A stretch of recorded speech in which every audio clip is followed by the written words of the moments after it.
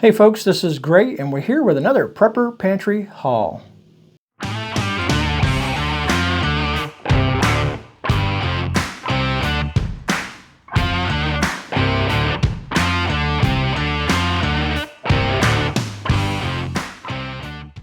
All right, so this haul is going to be a little different in regards to, it's kind of a fill-in, you know what I mean? And I'm going to put a couple chapters in this video because some people don't like to listen to when I add context to a video like something like this and why I do the things that I do, but I will add some chapters. First, what I want to do is explain what this is. This is a fill-in for the pantry that you kind of see behind me.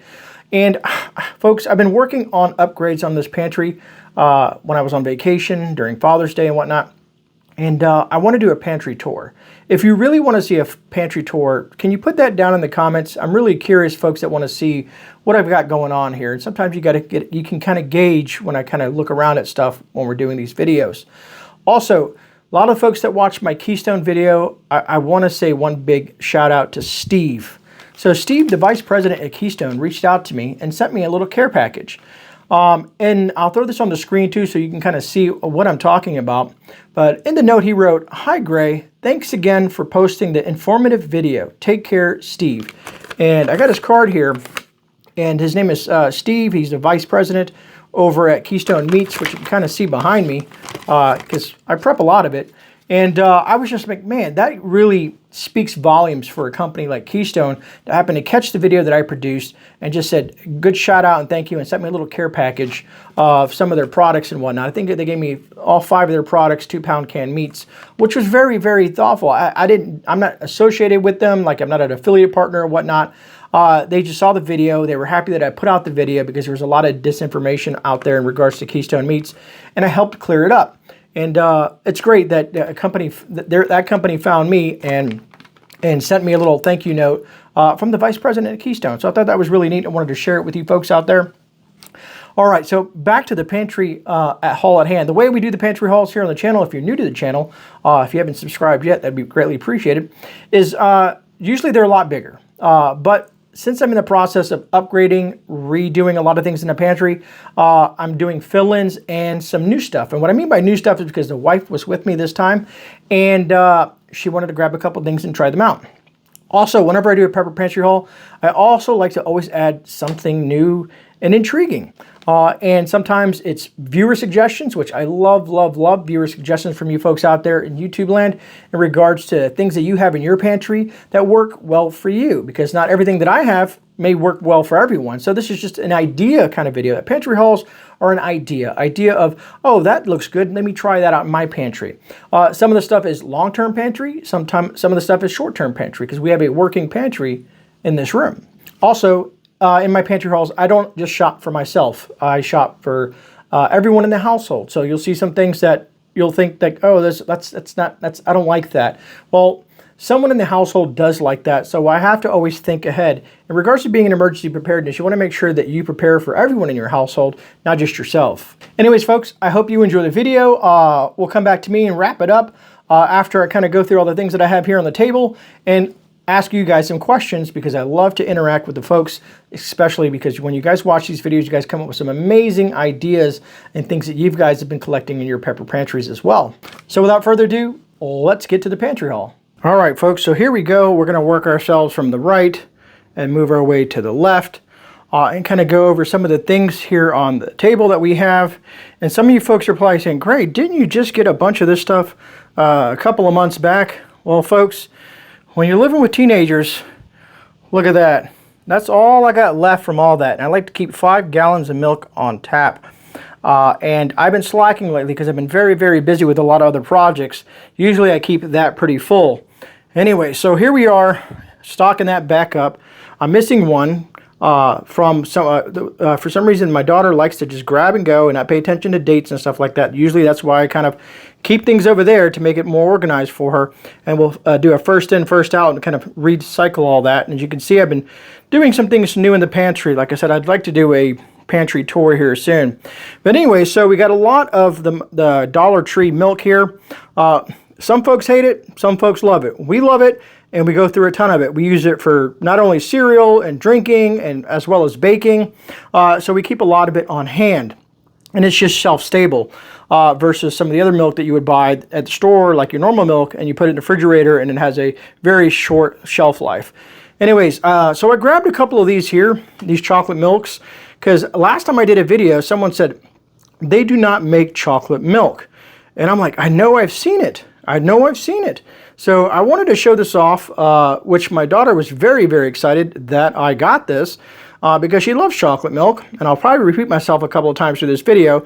But whoever that was, just check all your other dollar stores. We have 8 in the area. So I kind of go through all of them and check what they have. As you can see, I think I have a little clip here. Some of them have like the oat milks and the other milks, the 1%, the 2%, and the list goes on. But I grabbed some of this chocolate milk to try out. I've never tried it, and I figure we'll give it a shot and let the daughter enjoy that. All right, so I guess I should start with like, why did you get one of these? Well, remember the wife was with me, and she saw a couple of things that interest her, like this olive bruschetta. And it's in a jar, and I like things jars because you can reuse jars. And usually I have olives, and I know that my olives are probably floating around here, probably behind that chair down there somewhere. I know I got olives somewhere. But anyways, she got this stuff because she likes to cook with it, and if it's already kind of pre-made, she likes to put this on different things and to make different dishes. So we picked some of that up. This is a couple other things that the wife grabbed, was some roasted red peppers. A new brand that we've never had. We do our own red peppers from the garden, but she said sometimes she's just not in the mood to prepare it, and she just kind of wants to have something in a jar. She likes jar stuff versus the canned stuff that I like, but hey, beggars can't be choosy, right? Because whenever it works, it works. So she grabbed a couple of these red peppers as well, and she also grabbed a couple of these lentils. Even though I have about 300 pounds of lentils, of dried lentils stored in the pepper pantry itself, in some Mylar and bags and whatnot. But she said, you know, again, for ease, sometimes it's just easier to grab one of these that are kind of pre-cooked and use those. Have you guys ever heard of any of these brands? We picked a lot of this stuff up from different places. Like here we have Publix, we have Aldi's, we have Winn-Dixie. I love Gordon Food Supply. That's one of my favorites for bulk purchases and whatnot. But a lot of different brands that we kind of experiment with. Let me move this to the side and kind of go over here. So a lot of people are going to give me slack for this. Kraft mac and cheese. And they're like, Gray, why would you get Kraft mac and cheese? Well, it's not for me, folks. No matter what I tell my daughter about mac and cheese, she's just going to do it. I prefer to use a homemade pasta with my own cheese and all that stuff like that and go as natural as possible. But she likes it, so I stock it for her. And I don't know if you guys can see up there on that top shelf, she is very low on her pasta shelf. That top shelf is a lot of the pastas up there, and she runs through it. She is a pasta gal, and you know, you gotta, you know, it's what your kids like. So we stocked up on some more of those. That'll keep her good for a couple of months. And so last time I did a video in regards to like evaporated milk and stuff like that, some folks said, Gray, you need to grab some sweetened condensed milk for some of your baking needs. And it actually makes sense because we like to make key lime pie with the key limes that we can pick off the tree that we have. I don't know if I've ever showed that on camera or not, but you need sweetened condensed milk in order to make key lime pie. It's one of the ingredients, and some of the other Spanish desserts that we cook here in the home. So I'm thinking about grabbing these and actually stocking these more, but I wanted to get your experience out there, folks. When it comes to sweetened condensed milk, do you have a specific brand that you prefer?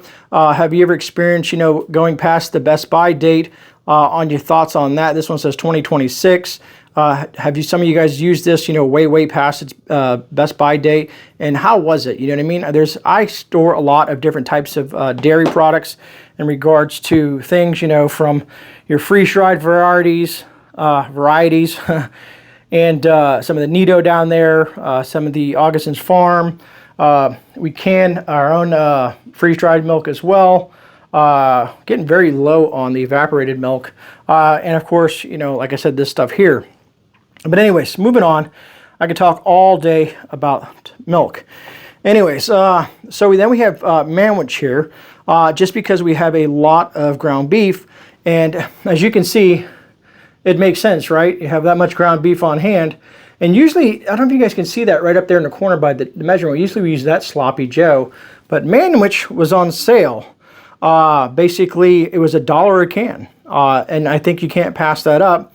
So we picked this up to grab about 4 cans of that to add to the pantry. Now, folks, if you watched my last prepper pantry haul, I think it was the last one or the one before that, I fell in love with this roast beef hash. And so did the daughter. The wife, she kind of likes the other version of this. I think it's the breakfast hash or the original corned beef hash. Yeah, there it is.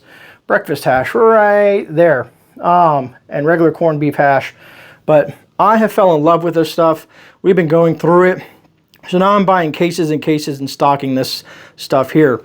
If you haven't had the roast beef hash, try it, folks. Buy yourself a can, check it out. Let me know your thoughts down in the comments. It is super good, at least from my perspective. And we kind of filled that all the way in there. Is this one too? I just want to make sure. I must have it upside down. Yep. I was wondering why that can look different than all the rest. All right, so moving on here. And I have showcased canned sauerkraut in the past. And the sauerkraut that I showed you guys was not that good. So this is Libby's. And you folks know that I like a lot of things that Libby's makes. It's just a personal preference. So this is Bavarian style barrel aged taste. Now, the thing is with canned sauerkraut, you lose all that good gut bacteria because of the heating process. But in a pinch for something, let's say like bratwurst or something like that, it comes in handy for certain recipes and whatnot. You know, at least that's how I feel about it. But if you make your own sauerkraut, if you grow your own cabbage and turn it into sauerkraut and can it, or jar it, or pickle it, I guess I'll get it right one way or another, that's the better option to go because as a fermented food, it does great for your gut bacteria and helping it, you know, do its thing. And they say a lot of problems start with the gut. What else do we got here? The wife said we've been lacking on other variations of vegetables and fruits. So she wants to get more fruits in here, and I'll kind of explain that. I've showed this before to you folks, replenishment, new inventory. There's a lot of stuff on that board, and that's what I mean by we're going to be having a huge pantry haul soon because the wife said, there's some other things that we need to get. So yeah, so she wants to try, she's going to try a few of these things. She grabbed some lima beans. She grabbed 4 cans of that.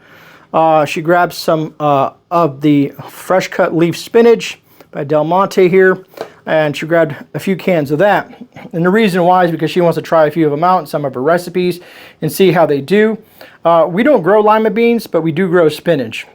So I like fresh spinach and I like making things myself.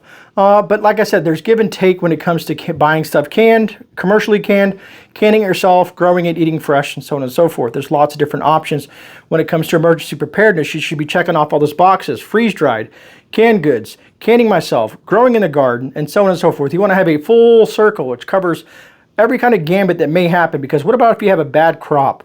What about if you don't have access to a store? What about this and what about that? You know what I mean? So you always have that if this happens, have some sort of fallback in your pantry. All right, so moving on to, there's 2 of these. She grabbed 2 of these. And before I go out and buy a 20, 30, 40, 50 pound bag of confectioner sugar, I want to know what your guys' thoughts on storing sugar this way, powdered sugar basically is what it is, in a long-term storage facility like here in the pantry. I don't know. I know sugar lasts indefinitely. I'm assuming this is the same way. As long as you keep it dry in a cool, dark, dry place, it should do the same. But she says, you know, she's needed this a couple of times, and I have never put it in the Prepper Pantry before. I have regular sugar, I have cane sugar, I have molasses, I have honey, I have a lot of those other sweeteners to sweeten stuff up. But she said she wanted some powdered sugar for some of the things that she likes to cook with it. And she always has to go out and buy it instead of coming in here to the little mini grocery store that we have set up. And so she's like, hey, can you stock this? I said, well, grab a couple. Let me do this in the video. Let me talk to the viewers and see what their thoughts are on it as well. And how many folks out there kind of use powdered sugar for recipes and whatnot. And what type of recipes do you use them for? I love to gather information from all you folks out there, because some of you folks have come out with some really delicious recipes and ideas and stuff like that. All right, so I kind of want to talk about this here. I wonder if I should save this for last. This is the new addition to the gray grocery store, mini grocery store, whatever you want to call it, pantry. Folks, never would have thought this existed. This is brown bread, and they do have a raisin version of this as well. And I can only find it online. So if you're looking for it, if you're interested in it, I found it on Amazon. If you're someone who uses EBT, it's EBT eligible. It's pretty affordable, but how long, when you have the ingredients to make bread, like, you have flour stored, the rising agents and stuff like that, you make your own bread, great. But what about your thoughts about having bread in a can? I tried this already, and I was thoroughly surprised. And AP is the one that kind of turned me on to this. And there's a couple other things that he has mentioned to me that really have intrigued me. And we have something planned for our viewers in regards to using this product, but don't tell him. I don't know if I'm supposed to tell you guys just yet. But anyways, bread in a can, folks. Let me see what the Best Buy date on this thing is. Here, we can read it together here. Let me see. Best Buy, July 31st, 2025. So basically a year and a month. But we know all the mysteries about canned food and whatnot. But I'm very curious. I'm going to do a test. I'm going to take 1 or 2 of these and put them to the side and check them on them about 3 or 4 years from now. Open one up on film and see how it looks. But for now, stay tuned. This is going to be making another appearance on the channel. But folks, I got a whole case because once I bought 1 can and realized how good it was, I decided to buy a case. And that's how I do my pantries, is I try something new, and then what I'll do is buy a whole case of it and then start stocking it in the pantry. And I'll find a spot for it depending on what it is. There's all different types of things that people like to put in their pantries, from freeze-dried to non-freeze-dried to canned goods to their own, let's say you can your own foods, or so on and so forth. Anyways, let me move these cans real quick and we'll look what's under there. People are probably thinking I'm a little crazy. Why would I buy 25 pounds of salt? Well, folks, think about salt over the years. And what I mean in history, salt at one point was traded as almost as probably had the value of gold, or if not better, because salt was used for so much things, from preserving meats, for spices and adding spices, that salt to your foods. It had a lot of uses back in, I guess I don't want to say ancient times, but throughout our history, salt has been something highly sought after. Now, there's different variations of salts, like pink Himalayan salts. I think I've told you guys my favorite salt is Redmond salt. I buy it. The biggest I can buy the Redmond salt, because they're always out of stock on the other thing, is this one here. I love this stuff here, just because I use it as an electrolyte, and it's also a good salt to use in my foods. This is long-term storage salt. This will go, so I have another barrel started. I think it's over here in that bucket there, and there's already 20 pounds of salt from about a year ago, but I saw that there's a lot of space in there, and I think I can fit another 20 pounds in there. So that's going to go in there. I do separate it. I kind of break it down into a couple of pounds. I do have a couple old 5-gallon buckets with salt in it. I just feel that there's never enough salt in regards to if things break down so bad to the point where this becomes gold again, and it can be a tradable commodity, not only for you and your family for other things, but for folks who really may need it, especially for preserving meats, and the list goes on. Anyways, this was at Gordon Food Supply. They have it. This is the biggest pack they have, so that's why I picked that up. This is something new. So I've been thinking of different ways to store water. And right here, these are 5 gallons. This kind of little thing holds 5 of them. So that's 5, 10, 15, 20, 25 gallons of drinkable water. Well, we're in hurricane season here down in Florida. So outside of having bottled water like the 20 cases I have, I wanted to keep this on tap as well. And it fits nicely in this corner. I'm trying to see if I can scoot this medical pantry section here over and maybe add another one and have 50 gallons of water, which would be very nice, because water, of course, is essential to survival. And sorry about the mess. I just have things all over the place. I hope you guys enjoyed the video. Let me know your thoughts down below in regards to this little kind of fill-in pantry haul and some of the information I shared with you folks. I always love to read all your comments in these videos, and I truly appreciate everyone who does leave a comment in regards to these videos, because it truly helps out. It doesn't even just to help me out, but it helps everyone else out that's kind of looking for ideas in regards to pantry additions. and what you could store in your pantry and different types of ideas. Other than that, let's roll it back to me and wrap it on my final thoughts and my viewer question of the video.